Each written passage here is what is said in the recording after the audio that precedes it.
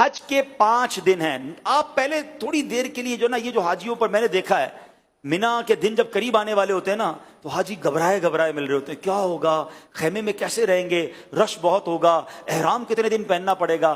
حج کے دن قریب آئیں تو ٹینشن میں نہیں خوشی میں اضافہ ہونا چاہیے. سب سے پہلی بات, بہت بڑا ٹینشن ریلیز آپ کا یہ کر دیتا ہوں کہ احرام آپ نے 5 دن نہیں صرف 2.25 دن باندھنا ہے.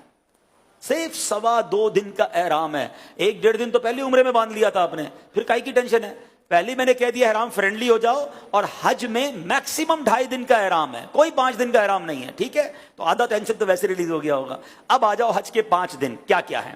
8 ذوالحجہ, 9 ذوالحجہ, 10 ذوالحجہ, 11 اور 12. ٹھیک ہے, یہ 5 دن حج کے جو اہم مناسک ہیں وہ اس کے اندر ہیں. 8 کو ہم نے کہاں جانا ہے, انشاءاللہ مینا جانا ہے. کہاں جائیں گے؟ ظہر کی نماز سے پہلے مینا پہنچ جائیں, اور 5 نمازیں مینا میں پڑھنی ہیں. ظہر, عصر, مغرب, عشاء اور فجر. فجر پڑھیں گے وہ کون سا دن ہو جائے گا؟ ویری گڈ, کون سا دن ہو جائے گا؟ 9 کا دن. 8 کی ظہر سے لے کر 9 کی فجر تک ہم نے مینا میں رہنا ہے. 5 نمازیں پڑھنا مینا میں سنت ہے. اب 9 کی فجر کے بعد یاد رکھیے گا, حج کا crucial day, most important day of حج, جس کو وقوف عرفہ اور جس کو یہ کہیں کہ وہ رکن اعظم ہے حج کا, اس کے بغیر حج ہی نہیں ہو سکتا, اور وہ ہے عرفات کا دن. اور اب یہ دن آ گیا ہے 9 ذوالحجہ, یہ یوم عرفہ کہلاتا ہے. اب حاجی کو جانا ہے عرفات کے میدان میں. جو 9 ذوالحجہ کا دن ہے وہ پورا دن ہم نے کہاں گزارنا ہے؟ عرفات میں. یہ خاص دن ہے. جیسے ہی ظہر کا وقت شروع ہوگا, سبحان اللہ, ظہر کا وقت شروع ہوا اور جتنے لوگ وہاں پر عرفات میں موجود ہیں احرام کی نیت کے ساتھ, وہ سارے کے سارے حاجی ہو گئے. ہاں, ایک لمحہ بھی کسی نے ظہر کا وقت شروع ہونے کے بعد سے لے کر اگلے دن صبح صادق سے پہلے عرفات میں گزار لیا, وہ حاجی ہو گیا. ہاں, لیکن جو صبح چلا گیا ہے یا ظہر کے وقت سے پہلے گیا یا ظہر کے بعد بھی گیا, وہ غروب آفتاب سے پہلے باہر نہیں نکل سکتا.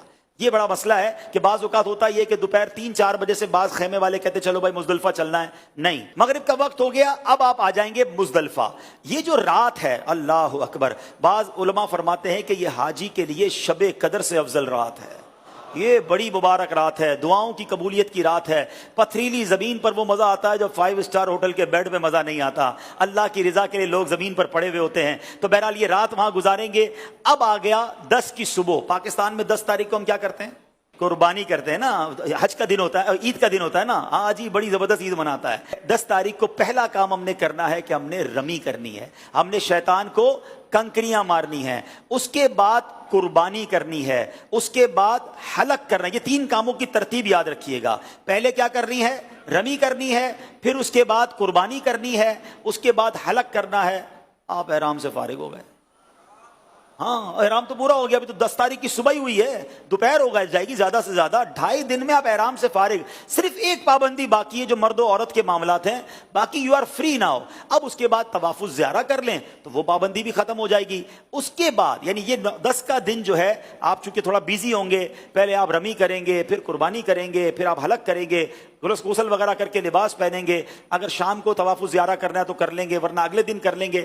اب صرف آپ نے 11 اور 12 کا دن گزارنا ہے مینا میں, اور راتیں گزارنی ہے مینا میں اور رمی کرنی ہے. ایک واجب باقی رہ جائے گا جس کو طواف رخصت کہتے ہیں, وہ جب وطن واپس جانا ہوگا تب آپ کر لیں گے. تو یہ ہے حج, جو یہ 5 دن ہیں. اس میں پہلا دن مینا میں, اگلا دن عرفات میں, اور بقیہ 3 دن بھی مینا میں گزارنے ہیں. یہ آل ٹوگیدر 5 دن بنتے ہیں. اور آخری دن 12 کو عصر کے بعد مغرب سے پہلے آپ مکہ آ سکتے ہیں. تو یوں دیکھا جائے تو یہ 4.5 دن بنتے ہیں اور 4 راتیں ہیں. تو اٹس ناٹ ہیوج ورک. کوئی ٹینشن ڈالے اپنے ساتھ, آپ ضرورت کا سامان لے جائیں گے اور لوگوں میں تقسیم کرتے رہیں گے تو انشاءاللہ حج میں کوئی ٹینشن اللہ نے چاہا تو نہیں ہوگی. آپ دوسروں کو ٹینشن ریلیز کرنے کا ذہن بنا لیں, انشاءاللہ آپ کی ٹینشن پہلے ہی ختم ہو جائے گی. انشاءاللہ ہم دوسروں کی مددگار بن کر حج کریں گے انشاءاللہ.